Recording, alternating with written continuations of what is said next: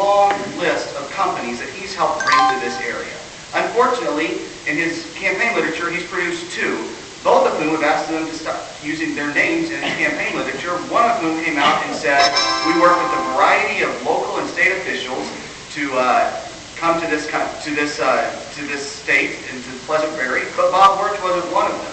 So even the people that are here creating jobs are saying that Bob Wirtz isn't doing what he's saying he's doing to help, quote-unquote, lead the fight to bring companies here. Can I comment on that? This is a classic case of his empty campaign rhetoric. He just said that two companies out there asked me not to use their name. Really?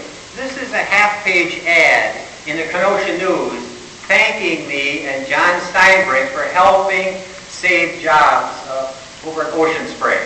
So maybe you should take a look at this. You know, if you haven't done your homework, clearly. Now, let's talk about Uline. I've stood on the floor of the state senate and praised Uline. Well, again, I'm happy to let the statements of the company stand on their own. Ocean Spray asked Bob Wirtz and the Wirtz campaign to stop using their name. Uline came out very publicly and said that Bob Wirtz hasn't done what he said he did in leading the fight to bring Uline to the area. Yep. And that's from the company's mouth, not from mine.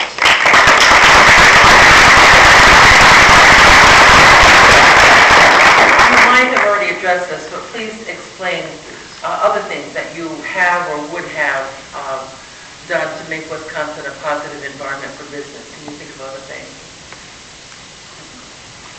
Well, again, I mean, it doesn't get much more complicated than making sure that we have the right tax environment, the right regulatory environment. I've been out meeting with small business owners. I understand from my background that businesses make decisions on investing in areas based largely on the tax environment and secondarily on the regulatory environment. Wisconsin has been ranked at the bottom of the states. We're consistently ranked in the mid to lower 40s as far as business environment and business friendliness. And what's happening is that when businesses have the opportunity and the choice of where they're going to locate, where they're going to invest, they're naturally going to go to areas that are friendlier to them.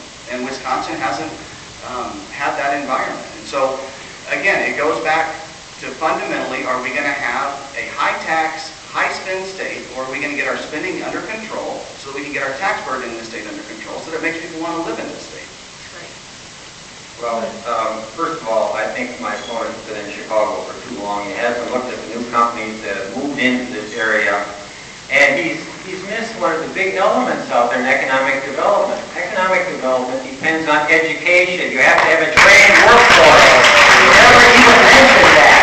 He's hung up on taxes all the time. I talked to corporate leaders, and I asked one that moved in here, I said, did you have any concerns about coming into Wisconsin? They said, yes.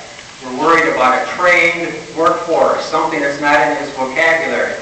And the Stites Walker budget that I voted against cut $1.6 billion from education. So how does that help companies get trained workers when we cut money for the tech schools? We're at a tech school right now. 30% cut in their budget. We've cut the UW. We've cut K through 12. It's going to be difficult to turn out to train workers for economic development after that terrible budget.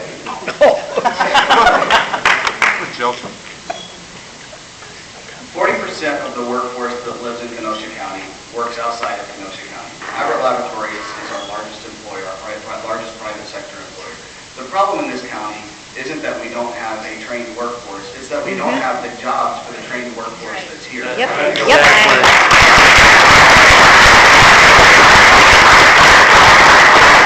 Obviously, education, training, and having a trained workforce is very important. My opponent will be able to find an example of two or of companies that haven't been able to find a specific training that they need, and I understand that. It's a topic that needs to be addressed. But by and large, the problem in this district is not having the jobs for the workforce that's here, not the other way around.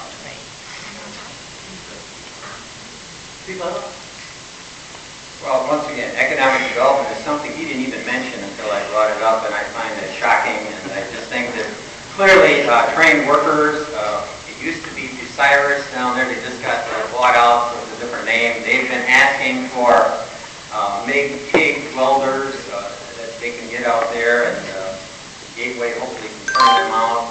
Nurses coming out here have jobs, so we have to speed up the process of getting them trained, getting them out to take care of our population. Those are things we can be doing. But the Walker budget is cutting funds 30% for people that need retraining out there. We have a high unemployment rate. We have people that need to be retrained. And what do they do? What does the Walker administration do? Cut funds for tech schools. And I think that's shameful. I would like to remind both candidates that we would request that you answer the questions and that not just campaign tonight. We do want to find out your positions on the questions. Also, in order to get as many questions answered as possible, is that you do watch the time. Okay.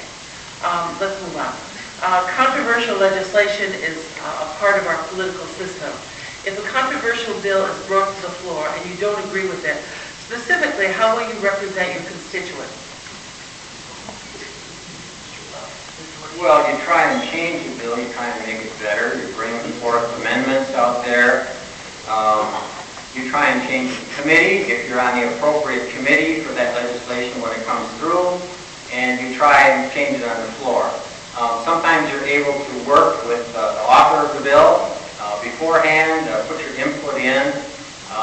Unfortunately, we have had kind of a partisan legislature. There's been little of that. That's why I celebrate that bill raising the tip limits and that was one of the few examples of bipartisan legislation that went through this session. Well, I think you do exactly what the Republicans did over and over again when they were in the minority. You argue against a bill, you put your best arguments forward, and you vote against the bill. And even if you don't end up succeeding, you realize that elections have consequences. And then what you do is you take those issues that have come up over the years that you were in the minority and you run a campaign on it. And that's what the Republicans did in 2010. And that's why they had the majority and they had a mandate from the people of Wisconsin. And you can contrast that to what the Democrats did when the controversial bill came up and they were in the minority. What you don't do is run away and shut the government down. It's just not fair.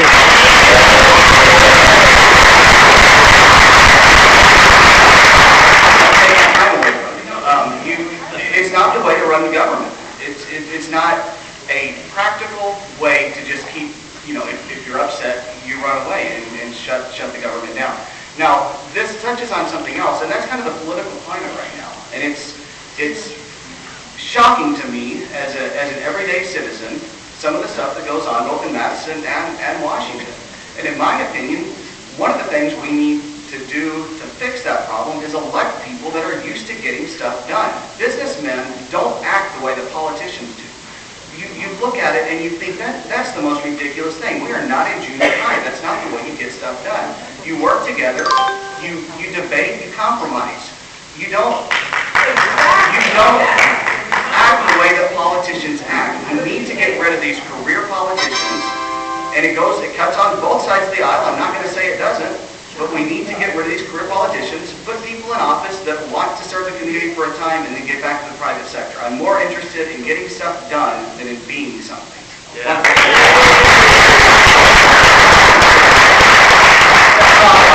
Once again, I've spent more time in the private sector than he has, so he shouldn't be lecturing about the private sector. Number two, let's talk about the head of his party, Abraham Lincoln. Jumped out his second floor window to avoid a quorum out there, delaying tactics. Should we have Lincoln? No, he's being very, very partisan. It's different with Abe Lincoln because he was a Republican. That's the junior high guy. It's important out there. Once again, let's talk about that horrible bill they tried to slip through in 3 days that would sell 25 power plants out there with no open bidding. That's what you're defending. That would replace civil servants with cronies of the governor. All of that was in the same bill that you're defending out there.